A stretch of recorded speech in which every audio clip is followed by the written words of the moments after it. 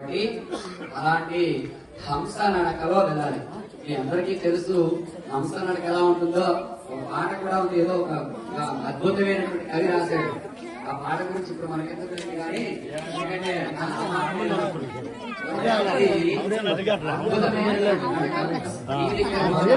అందులో ఇబ్బంది కానీ పిల్లలు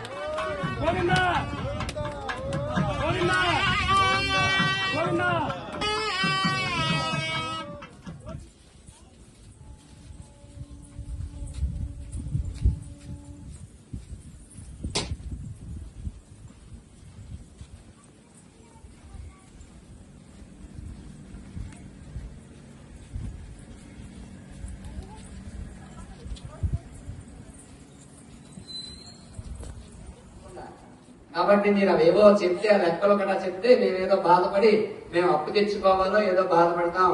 మీరు అలా బయట ఉండిపోయారు. ఏమిటి విషయం చెప్పండి. నిన్నటి వరకు కూడా మమ్మల్ని ఆడపిల్లవారిని చేశారు, ఇప్పుడేమో మగపిల్లవారిని చేశారు. ఎంతైనా మాయావి మీరు. ఆయన పేరు పార్థ సారథండి, అంటే అర్జున్ని తోలేనటువంటి వారు, అంటే కృష్ణ భగవానుడితో సమానం. ఆ రూపం గాని, ఆ లావణ్యం గాని, ఆ మాటలు గాని అంతా మాయ ఆయన. అయితే సరే, దేనికైనా మేము సంసిద్ధమే. అమ్మవారైనా అయ్యవారైనా మాకు రెండు కళ్ళు దాని వాళ్ళే. అయితే ఈనాడు స్వామివారి పక్షాన మాకు ఇచ్చారు, చాలా సంతోషం. అయితే మా స్వామి అలవైకుంఠపురంలో ఉన్నటువంటి పరమాత్మ గజేంద్రుణ్ణి రక్షించడానికి స్వామి ఒకనాడు వెళ్ళాడు. తిరిగించెప్పడు శంఖచక్రములు చేజేయు సంధింపడు. ఎవ్వరికీ చెప్పకుండా మా స్వామి భక్తాగ్రగణ్యుడు, భక్తుల యొక్క హృదయాంతరాలలో కొలువై తీరైనటువంటి వాడు మా స్వామి శ్రీహరి. మా స్వామి లేకపోతే ఎక్కడ కార్యక్రమాలు, ఎక్కడ క్రీడలు అక్కడ ఆగిపోతాయి, ఎక్కడ ఏ పని కూడా జరగదు. సమస్తమైనటువంటి సృష్టి స్థితి లయకారకుడైనటువంటి వాడు మా స్వామి పరమాత్మ శ్రీనివాసుడు. అటువంటి శ్రీనివాసుడు ఎంతమంది భక్తులందరినీ కూడా ఉద్ధరించడానికి మా స్వామి ఊరేగింపుగా వెళ్ళారండి. అంతే తప్ప అడిగి వెళ్ళిపోయాడు, పందిరి కట్నాలు తీర్చలేదు, ఊరి కట్నాలు తీర్చలేదని చెప్పేసి మా మీద నిందలు వేస్తున్నారు. అది సబబు కాదని స్వామి తరపున మేము విన్నవించి చేసుకుంటున్నాం. మీరు అలా చెప్పా చేయకుండా వెళ్ళిపోతే మా అమ్మవార్లు ఏమైపోవాలి? పోనీ సరే వెళ్ళారు, వెళ్ళేటటువంటి వారు తిన్నంగా ఉన్నారా? అంతమంది గోపికాములందరినీ లాక్కొని వచ్చారు. ఇప్పుడు మీరు వాళ్ళతో ఉంటారా, మాతో ఉంటారా? ఏమిటి విషయం, వ్యవహారం, ఈ పద్ధతి ఏమిటి? ఆనాడు ద్వాపరయుగంలో 16,000 మంది గోపికలతో ఉన్నారు, వాళ్ళ సంతోషం. అలాగే రామావతారంలో, త్రేతాయుగంలో రామావతారంలో కోతితో కోతులు మూకతో ఆడుకున్నారు, సరే వదిలేశాం. ఈ కలియుగంలో భక్త సంరక్షణార్థం వెంకటేశ్వర స్వామి కొండ మీద ఉన్నారు, సంతోషమే. కానీ ఇంకా మమ్మల్ని పరీక్షించడం కోసం కింద ఉంచారు మమ్మల్ని. ఎన్నాళ్ళని ఈ విరాసలు పడతాం? మాకేమైనా మోక్షం ఇస్తారా? చెప్పా చేయకుండా వెళ్ళిపోతే మేము ఖాళీగా ఉన్నామనుకున్నారా? లేకపోతే పనేది లేదనుకున్నారా? ఇంట్లో వంట మార్పు ఏం చేసుకోకర్లేదా? ఎప్పుడు వెళ్తారో తెలియదు, ఎప్పుడు వస్తారో తెలియదు, ఎక్కడికి వెళ్తారో తెలియదు, ఏం చేస్తారో తెలియదు, ఏమి చెప్పరు. ఏమిటో ఆ మాయ, అదేదో మాకు విన్నవించండి. సరే ఎక్కడికి వెళ్ళారు? మీ నోటుకు వచ్చింది ఏదన్నా ఇది సందర్భం. ఎందుకంటే మేము తలుపు తీస్తే కానీ మీరు లోపల రావడానికి మీ భక్తులందరూ బయట వచ్చాం. గోపికా స్త్రీలందరూ కూడా, వారందరూ కూడా త్రేతాయుగంలో 16,000 మంది మహర్షులను, 16,000 మంది మహర్షులందరూ కూడా ఒక పురుషుడిని చూసి మోహించారు. ఎక్కడైనా సంభవం అవుతుందా? కానీ సంభవం అయింది. అది మా స్వామి యొక్క గొప్పదనం. పురుషులందరూ కూడా మోహింపగలిగినటువంటి అందము, చందము, సౌందర్యము కలిగినటువంటి వాడు మా స్వామి రాముడు. అటువంటి రాముడు చూసి 16,000 మంది ఋషులందరూ కూడా ఆ ఒక్కసారైనా కూడా రాముడి యొక్క కౌగిలిలో మేము ఉండాలని చెప్పేసి వారందరూ కూడా పరితపించారండి.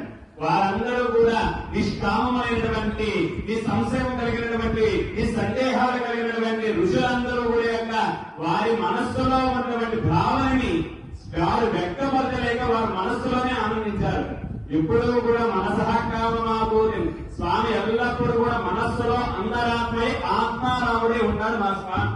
అటువంటి ఆత్మారాముడిగా వారి మనస్సులో ఉన్నటువంటి వాంఛలన్నింటినీ కూడా విని స్వామి పరిగ్రహించి వారందరినీ కూడా మరలా ద్వాపరయుగంలో 16,000 మంది గోపికా స్త్రీలుగా ఉద్భవింపు చేసి మా స్వామి కృష్ణుడుగా లీలామైనటువంటి రూపంలో వారందరినీ కూడా ఏకకాలంలో ఉద్ధరించిన వాడు మా స్వామి ప్రభువు శ్రీరాముడు. అటువంటి స్వామి శ్రీరాముడే, శ్రీకృష్ణుడే ఈనాడు వెంకటేశ్వరుడుగా వచ్చాడు. అయినప్పటికీ కూడా, ఇంతమంది ఉన్నప్పటికీ కూడా మీ తల్లులంటే మా స్వామి ఎల్లప్పుడూ కూడా హృదయంలోనే పెట్టుకుంటాడండి. ఈశానాం జగదోస్య వెంకటపతే విష్ణు పరాం తేజసి తద్వక్షస్థల నిత్యవాసన. ఎల్లప్పుడూ కూడా మా స్వామి మీ అమ్మవారిని ఎల్లప్పుడూ కూడా మీ అమ్మవారు పాదాలు పట్టుకుంటుంది. ఎందుకు? ఎవరైనా వచ్చి పాదాలు పట్టుకుంటే వెంటనే ఎక్కడ గబుగా మోక్షం ఇచ్చేస్తామని చెప్పి మీ అమ్మవారి పాదాలు అవ్వదు. కానీ మా స్వామి మీ తల్లులందరికీ కూడా హృదయం అందు చోటిచ్చాడు. అది మీరు ఒకసారి గుర్తు పెట్టుకుని మాట్లాడితే అది సభమని నేను భావిస్తున్నాను. వాళ్ళందరూ మీ పక్షాన ఉన్నారు, అర్థమైంది. కానీ మీరు చాలా సంతోషం చెప్పారు. ఈశానాం జగదోస్య వెంకటపదే విష్ణు పరాంపరయసి ఇవన్నీ చెప్పుకొచ్చారు, సంతోషమే. లక్ష్మి వక్షస్థలం మీద, మీ వక్షస్థలం మీద ఉందని అది జ్ఞాపకం పెట్టుకున్నారు, సంతోషమే. ఇవన్నీ మేము వింటున్నాము, యుగాలుగా తరతరాలుగా ఎన్నో వింటూనే ఉన్నాం. కానీ మేము అడిగిన ప్రశ్న ఏమిటి? నిన్ననే వివాహం జరిగింది, ఆహ్లాదకరంగా చక్కగా బాజా భజీంద్రియులతో, పిండి వంటలతో, భక్తజనుల యొక్క గోవిందనామస్మరణ మధ్యన ఆనందకరంగా వివాహం చేస్తే ఆ వీడియోలు కూడా ఇంకా మేము చూడలేదు, వివాహానికి సంబంధించిన వీడియోలు కూడా. అయినా సరే మా అమ్మవారి ఇద్దరిని విడిచిపెట్టారు. ఇది ఎంత వరకు సమంజసం? మీ భక్తులు చాలా మంది ఉన్నారు, వాళ్ళకి ఇవ్వండి. ఎందుకు వెళ్ళారు, అసలు వెళ్ళిన పని ఏమిటి, చెప్పకుండా వెళ్ళడం పద్ధతేనా అని ఎంతవరకు సమంజసం ఒకసారి మేము అడుగుతున్నాం ఈ రోజు మీ అందరినీ. అయ్యా శ్రీని గారు, మీరు ఒకసారి మైక్ తీసుకోండి. మీరు యజమానులు కాబట్టి స్వామివారి ధర్మం ఎక్కడే ఉన్నారు మీరు, కాబట్టి మా అమ్మవారిద్దరిని విడిచిపెట్టి వెళ్ళడం ఎంతవరకు సమంజసం మీరు చెప్పండి. స్వామివారు వెళ్ళారంటే లోకల్యం నుంచి వెళ్తారు కానీ ఇంకేం వెళ్తారు. అద్భుతం. ఈ మాటలోనే అంతా ఉంటుంది. నా పేరు కూడా శ్రీనివాసే కాబట్టి ఆ మాటలోనే ఒక మాటలోనే మొత్తం అంతా మమ్మల్ని శాంతింపజేసినట్టుగా ఉంది. కానీ ఇంకా మేము తగ్గేది లేదు, ఎందుకంటే ఎప్పుడు ఏదో ఒక సరే అండి, మేము వెళ్తూ ఒదిగే ఉంటాం. ఎందుకంటే కలియుగంలో స్త్రీ ఆధిక్యం ఎక్కువైపోయింది. ఓట్లో కూడా అర్థం స్త్రీ గారు మొదటి ఎలక్షన్స్ అయ్యాయి, ఆయన బాగా తెలుసు. స్త్రీ ఆధిక్యత అనేది ఎక్కువైంది కాబట్టి మీరు ఎలా చెప్తే అలా నడవలసినటువంటి సమయాలు సందర్భాలు ఇక్కడ అవుతున్నాయి కాబట్టి మేము ఒదిగే ఉంటాం.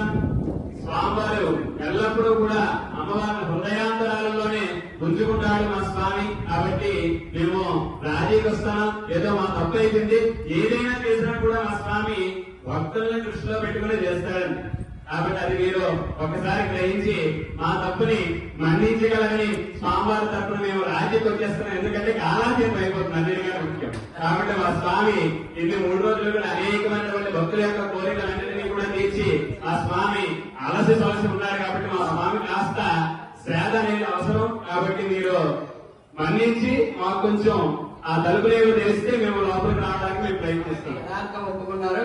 సరే, ఎక్కడెక్కడికో తిరిగారు కదా, ఆ తిరిగినటువంటి ప్రాంతాలన్నీ భూలోకం, భువర్లోకం, సువర్లోకం, మహర్లోకం, జనలోకం, మీ భక్తజనం అంతా కలిసి వచ్చారు. కాబట్టి మీరు ఎవరికి పలహారాలు పెట్టాం, మీరు ఒక్కరే ముందు వచ్చారు. కాదు, మా భక్తులందరూ కూడా వస్తేనే మాకు ఆనందం, మా స్వామికి ఆనందం. కాబట్టి భక్తుడే వాళ్ళందరికీ ఆనందం, అందం.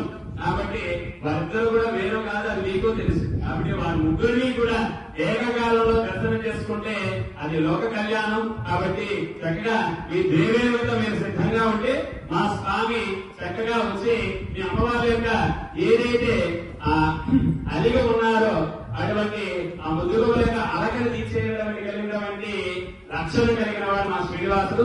తప్పకుండా మేము వస్తాం. ఆ తగినటువంటి ఆతిథ్యాన్ని కూడా మీరు అందించాలి. ఇస్తాం, తప్పకుండా రండి. స్వామివారి యొక్క దివ్యమైన భక్తజనం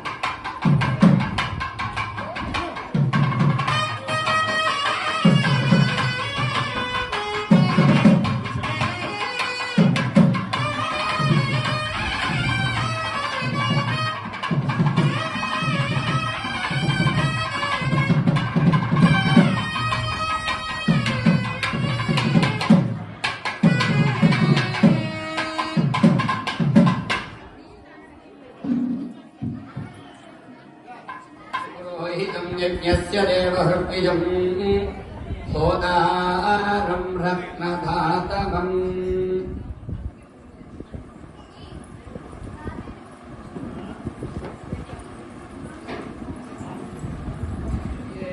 విహోతా సచ్చిబర్హిషి సన్నో దేవేరభీష్టయ ఆపో భవంతు వేతయే సంయోరభిస్రవంతు నః. ఓమిచ్చగ్రే వ్యాహరేత్ నమ ఇతి పశ్చాత్ నారాయణాయేత్యుపరిష్టాత్. ఓమిచ్చేకాక్షరం నమ ఇతి 2 అక్షరే నారాయణాయేతి 5 ఏతద్వై నారాయణస్యాష్టాక్షరం పదం యోహ వై నారాయణస్యాష్టాక్షర పదమధ్యేతి అనవబ్రువ సర్వమాయుత ఇతి ఏవం వేద ప్రత్యగానందం బ్రహ్మ పురుషం ప్రణవస్వరూపం అకార ఉకార మకార ఇతి తానేకదా సమభరత్తదే దధోమితి. స్వాముచ్యతే యోగి जन्म संसार बंधनात् ओम नमो नारायणायेति मंत्रोपरासकः वैकुंठ भुवन लोकं गमिष्यति तदिदं परं पुंडरीकं विज्ञानगणं तस्माददिता मन्मात्रं ब्रह्मण्यो देवकी पुत्र ब्रह्मण्यो मधुसूदनो सर्वभूतस्कमेकं नारायणं रूपमकार ब्रह्मो एकदधर्वशिरो योधीते प्रातरधीयानो रात्रिकृतं पापं नाशयति स्वस्तिः रामायण पारायणमवधार्य अरुडप्पा श्रीमद् रामायणम् ओम तपस्वाध्याय निरतं तपस्वी वाग्विदाम्बरम् नारदं परिपृच्छा वाल्मीकिर्मुनिपुङ्गवम् तपस्वाध्याय निरतं तपस्वी वाग्विदाम्बरम् नारदं परिपृच्छा वाल्मीकिर्मुनिपुङ्गवम् स्वस्ति रामायण पारायणानन्तरं श्रीमद्भागवत प्रिय भागवत पारायणमवधार्य अरुडप्पा श्रीमद्भागवतम् ओम वसुदेव सुतं देवं कंसजानूरमर्दनं देवकी परमानन्दं कृष्णं वन्दे जगद्गुरुं वसुदेव सुतं देवं कंसजानूरमर्दनं देवकी परमानन्दं कृष्णं वन्दे जगद्गुरुं स्वस्ति श्रीमद्भागवत प्रियानन्दरं श्रीमद् भारतपारायणमवधार्य महाभारतम् धर्मक्षेत्रे कुरुक्षेत्रे समवेतायुत्सवः मामका पाण्डवाश्चैव इव कुर्वत सञ्जय धर्मक्षेत्रे कुरुक्षेत्रे समवेतायुत्सवः मामका पाण्डवाश्चैव इव कुर्वत सञ्जय स्वस्ति श्रीमद् भारतानन्तरम् श्रीमद् सुदर्शन शतकप्रिय सुदर्शन शतकम् सौदर्शन्यज्जिहानादिशिविदशिरस्कृत्य सावित्रमक्षी बाह्या बाह्यान्धकार क्षतजगङ्कार भूम्ना श्वधाम्ना दोकर्जो दोरगर्ज त्रिपुरवधू कण्ठवैकल्यकल्या ज्वाला जाज्वल्यमाना वितरतु भवना वीप्सया भीप्सितानि स्वस्ति सुदर्शन शतकानन्तरं श्री विष्णु सहस्रनाम स्तोत्र प्रिय श्री विष्णु सहस्रनाम स्तोत्रम् वनमाली गरीशांगे सिंधी चक्रीरनंदकी श्रीमान नारायण विष्णुर्वासुदेवोभिरक्षत वनमाली गरीशांगे सिंही चक्रीरनंदकी श्रीमान नारायण विष्णुर्वासुदेवोभिरक्षत स्वस्ति श्री विष्णु सहस्रनाम स्तोत्रानन्तरं मुकुन्दमाला प्रिय मुकुन्दमाला स्तोत्रम् गुष्यते यस्य नगरे रंगयात्रादिने दिने तमहं शिरसा वन्दे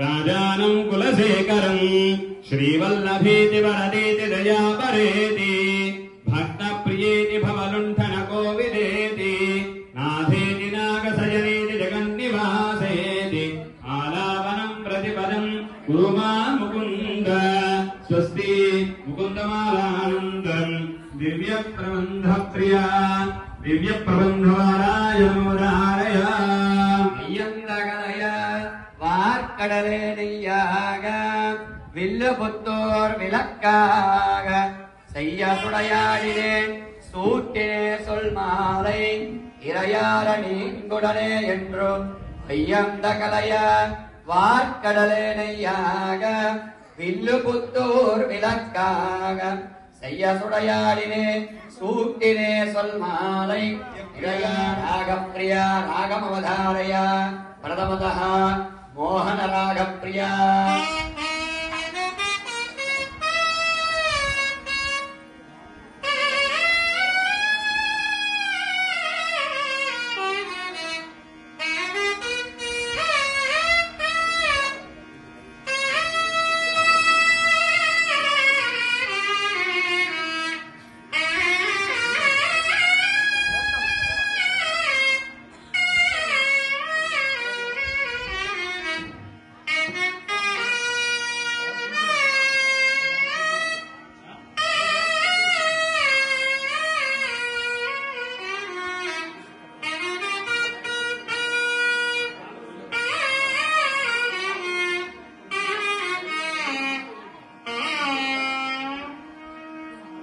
స్వస్తి మోహన రాగానంతరం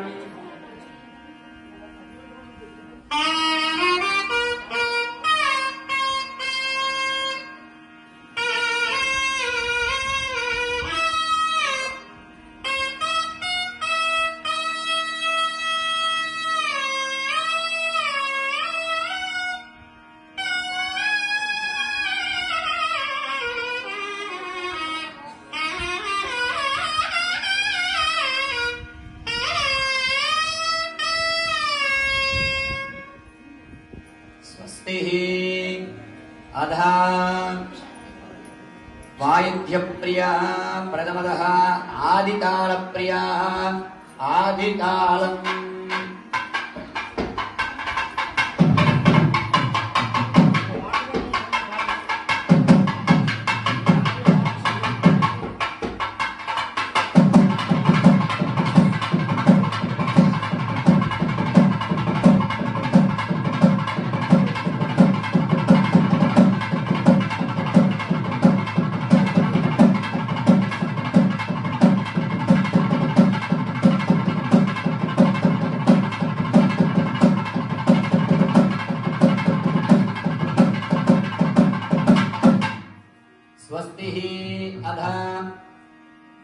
खंडगति प्रिया खंडगति रागमवधारय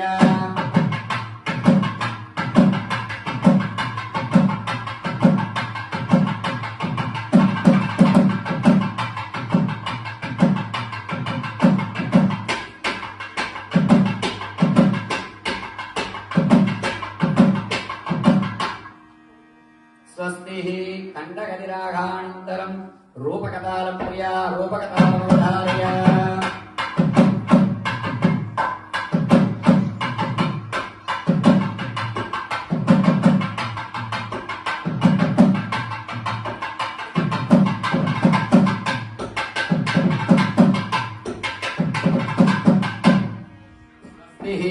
తదనంతరం సంకీర్తన ప్రియా అయ్యా ఇప్పుడు స్వామివారికి ఋగ్వేదం యజుర్వేదం సామవేదం అధర్వణ వేదం ఉపనిషత్తులు అలాగే రామాయణం భాగవతం భారతం ఇత్యాది దివ్యమైనటువంటి స్తోత్రములన్నీ కూడా స్వామివారికి సమర్పించుకున్నాం. ఎందుకంటే వేదములన్నీ కూడా ఆయన దగ్గర నుంచే ఉద్భవించాయి కాబట్టి వేదములన్నింటినీ కూడా స్వామివారికి విన్నవించాం. ఇప్పుడు అమ్మవారు అయ్యవార్లు ఇద్దరు కూడా చక్కగా ఆ పూల బంతులతో ఆట ఆడుకుంటారు. దాన్నే పుష్పయాగంలో ముందు జరిగేటటువంటి పూల బంతుల ఆట అంటారు. ఆ పూల బంతుల ఆటలో మీ దగ్గరికి 2 బంతులు వస్తాయి. ఆ 2 బంతుల్ని కూడా మరి మాకు ఇవ్వాలి, మరి మేము మీకు ఇసుకుంటాం. ఇది అద్భుతమైనటువంటి ఘట్టం. ఈ ఘట్టం అయ్యాక అమ్మవారు అయ్యవారు కూడా లోపల పవలింపుకి సిద్ధం చేశారు ఆచార్య స్వాములు. ఆ లోపల పవలింపులో అమ్మవారు అయ్యవారు కూడా ఆ దివ్యమైనటువంటి పవలింపు సేవకు సిద్ధం అవుతారు. అదైన తరువాత మీ స్వహస్తాలతో మీరే స్వామివారి పాదాల దగ్గర స్వామివారిని ముట్టుకోకుండా దూరంగా ఆ పుష్పాలను ఇస్తారు. ఇక్కడే ఆ పుష్పాలను అక్కడ స్వామివారి పాదాల చెంత వేసే అవకాశం ఇది సంవత్సరానికి ఒక్కసారి మాత్రమే స్వామివారికి దగ్గరగా వెళ్లి పాదాల దగ్గర ఆ పుష్పాలు వేసే భాగ్యం మీకు దొరుకుతున్నది. అవకాశాన్ని సద్వినియోగం చేసుకుంటారు. అదైన తర్వాత స్వామివారి తీర్థం మనకి ప్రత్యేకంగా స్వామివారికి నివేదన చేసినటువంటి తీర్థం అనంతరం స్వామివారి ప్రసాదం ఇవన్నీ కూడా మీకు అందజేయడం జరుగుతుంది. ఇప్పుడు స్వామివారికి దివ్యమైనటువంటి సంకీర్తన జగడపు జనముల జాజర అనే సంకీర్తన వస్తుంది. ఆ సంకీర్తనతో మనకి ఇప్పుడు ఆ దివ్యమైనటువంటి బంతులాట కార్యక్రమం మనకి ఇప్పుడు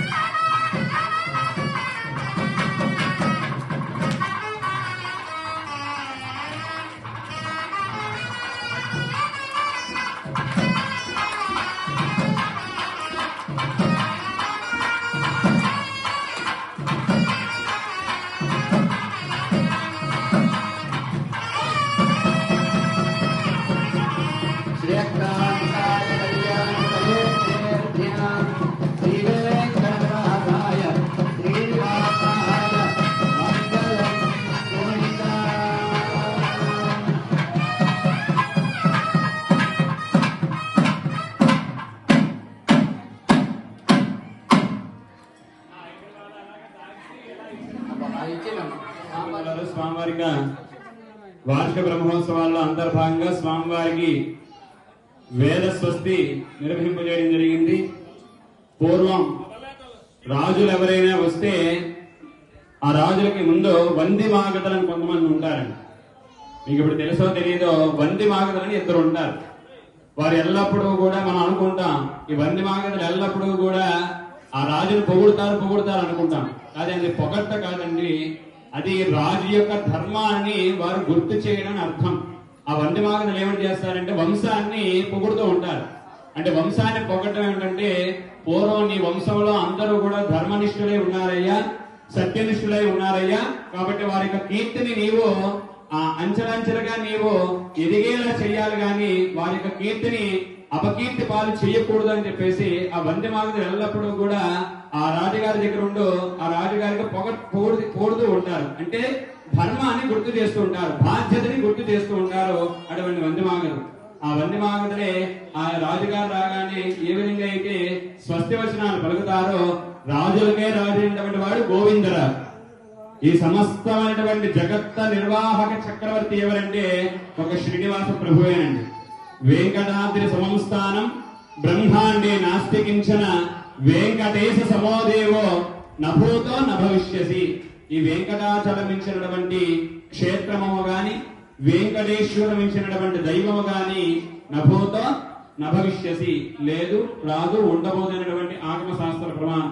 అటువంటి ఈ జగత్తంతటినీ కూడా పరిపాలించినటువంటి పరమాత్మకి వేద స్వస్తి పలకడం జరిగింది. ఋగ్వేదము, యజుర్వేదము, సామవేదము, అథర్వణ వేదము, ఈ 4 వేదములే 4 గొలుసులుగా ఏర్పడి స్వామివారికి పవలింపుకి సిద్ధం చేస్తున్నారు లోపల ఆచార్య స్వామివారు. అటువంటి ఈ 4 వేదములు పూర్వం ఒక్కటిగా ఉండేదండి వేదం అంతా కూడా. ఈ ఒక్కటిగా ఉన్నటువంటి వేదాన్ని కలియుగంలో మానవులందరం కూడా అల్పజ్ఞానం కలిగినటువంటి వారు. ఇంత విషయం తెలిస్తే యూట్యూబ్ లో చిన్న వీడియో చూస్తాం, నాకు అన్ని పూజలు చేస్తానంటే నేను అది చేస్తానంటే నేను ఇది చేస్తానని చెప్పేసి గొప్పలుగా చెప్పుకుంటాం. అది అల్పజ్ఞానం కలిగినటువంటి వాళ్ళు. మనం అల్పాయుర్దాయం కలిగినటువంటి వారు. అల్పాయు మనకి ఈ ఆయు ప్రమాణం అనేది చాలా తక్కువగా ఉంటుంది ఈ కలియుగంలో. కాబట్టి వ్యాసుల వారు ఎంతగానో ఆయన దూరదృష్టితో ఆలోచించి ఈ వేదం అంతా కూడా ఒక్కటిగా ఉంటే ఈ జనులందరూ కూడా చదవలేరని చెప్పేసి దాన్ని 4 భాగాలు చేశారు. ఋగ్వేదము, యజుర్వేదము, సామవేదము, అథర్వణ వేదము. అటువంటి 4 వేదాలను స్వామివారి వినపం చేసుకుని స్వామివారికి రామాయణ, భారత, భాగవత ఇతిహాసాలన్నింటినీ కూడా దివ్య ప్రబంధాన్ని కూడా స్వామివారికి వినపం చేయడం జరిగింది. ఈ రామాయణ, భారత, భాగవత ఇతిహాసాలు ఎందుకు అంటే మనకి రామాయణం అంతా కూడా కుటుంబ విలువలు తెలియజేస్తుందండి. మానవత్వాన్ని, మనలో ఉన్నటువంటి మానవత్వాన్ని తెలియజేసేదే మనకి రామాయణం. అలాగే భారతం సమస్తమైనటువంటి 1,00,000 శ్లోకాలు, శతసహస్రికాయ 1,00,000 శ్లోకాలతో కూడుకున్నటువంటి భారతం మనకి ధర్మాలన్నిటినీ కూడా మనకి ప్రబోధన చేస్తుంది. అలాగే భాగవతం ఆత్మజ్ఞానాన్ని మనకి పెంపొందిస్తుంది. చేరుకోవాల్సినటువంటి వాడు భగవానుడు ఒకడు ఉన్నాడు, వాడి కోసమే మనం పుట్టాము, వాడిని చేరుకోవడమే మన గమ్యస్థానం తెలియజేసేదే భాగవతం. అటువంటి రామాయణ, భారత, భాగవత ఇతిహాసాలు స్వామివారికి సంగీత శాస్త్రంలో ఉన్నటువంటి నాదస్వరము అలాగే వాయిద్య గోత్రతో మంగళధ్వనితో స్వామివారికి ఇప్పటి వరకు కూడా వేద స్వస్తి నిర్వహింపజేయడం జరిగింది. ఇప్పుడు మరి కాసేపట్లో స్వామివారికి పవలింపు సేవ అంటే ఇన్ని రోజులు కూడా స్వామి ఈ అలసి సొలసి ఉన్నాడు. అనేక రకాలైనటువంటి కోరికలతో, అనేక రకాలైనటువంటి కార్యక్రమాలతో, అనేక రకాలైనటువంటి కైంకర్యాలతో స్వామి ఎంతో అలసిపోయి ఉంటాడండి. మనందరం కూడా 7 సార్లు ప్రదక్షిణ చేశాం, అలసిపోయాం లేదండి. అంటే మనం ఇంతసేపు చేస్తేనే మనం అలసిపోయాం. కానీ ఎంతో సృష్టి రక్షణ బాధ్యతని తన యొక్క భుజాల మీద వేసుకొని నడిపించినటువంటి పరమాత్మ అలసిపోవడం లేదా. ఎల్లప్పుడూ కూడా భగవంతుని ఎలా చూసుకోవాలంటే ఒక చిన్న పిల్లల్లా చూసుకోవాలండి. అప్పుడే పుట్టినటువంటి చిన్న పిల్లాడికి ఏమైనా అంత జ్ఞానం ఉంటుందా? ఉండదు. వాడికి అన్ని మనమే చేయాలి కదా. వాడికి ఏ మలమూత్రంలో వచ్చినా మనమే చూడాలి. వాడికి ఏది చేసినా శరీరానికి ఏ అస్వస్థత గురైనా కూడా మనమే చక్కగా దగ్గరుండి అన్ని పరమాత్మని భగవంతుని కూడా ఎవడైతే చిన్న పిల్లవాడిగా భావన చేసి చిన్న పిల్లాడికి ఏ విధమైనటువంటి సేవలు చేస్తామో అలా చేస్తే పరమాత్మ చాలా ప్రీతిపాత్రుడు అయిపోతాడు. స్వామివారి మాకు ఇప్పటికీ మా గురువు గారు పొందూరు శ్రీనివాసాచార్య గారు స్వామివారికి నైవేద్యం పెట్టినప్పుడు వేడిగా ఉన్నటువంటి పదార్థాలు ఎప్పుడూ పెట్టరండి. వేడిగా ఉంటే మనం వెంటనే చేపడితే కాలుతుందా లేదు, అది చల్లారి పెట్టిన తర్వాత స్వామి భగవంతుడు తినాలనేటువంటి భావన చేసి ఇప్పటికి కూడా మాకు సందేశాన్ని, అదే మాకు విద్యని మాకు నేర్పారు. అటువంటి స్వామివారిని చిన్నపిల్లవాడుగా భావన చేసుకుని స్వామివారి ఇరువురి అమ్మవారితో స్వామి పరమాత్మ లోపల పవలింపు సేవకి సంసిద్ధమయ్యాడు. మీరందరూ కూడా మరికొద్ది 10 నిమిషాల స్వామివారి యొక్క కార్యక్రమం అనేది పరిపూర్తి అవ్వడం జరుగుతుంది. మీకు అందరికి కూడా పుష్పాలు అందిస్తారు. ఆ పుష్పాలని స్వామివారి పాదచరణాల కింద వేసేసి మరలా మీకు స్వామివారి యొక్క పాల తీర్థాన్ని, స్వామివారి యొక్క ప్రసాదం ఏవైతే డ్రై ఫ్రూట్స్ ఉన్నాయో ప్రసాదాన్ని, అలాగే మీకు బయటికి వస్తే మీకు కదంబమైనటువంటి దివ్యమైనటువంటి ప్రసాదాన్ని కూడా మీకు మా ఆలయ సేవకులు మీకు అందింపజేస్తారు. చక్కగా అందరూ కూడా ఈ యొక్క ప్రతి ఒక్కరు కూడా క్రమ పద్ధతిలో వచ్చి స్వామివారి యొక్క ఆ యొక్క దివ్యమైనటువంటి లీలామానుష రూపాన్ని దర్శనం చేసుకుని మీ ఇంట్లోకి వెళ్ళవలసిందిగా మరీ కోరుతున్నా. మేము చెప్పినప్పుడు మీరు లేవచ్చు, అప్పుడే ముందుగా లేచిపోకండి. మేము చెప్పినప్పుడు మీరు వద్దు. జై శ్రీమన్నారాయణ.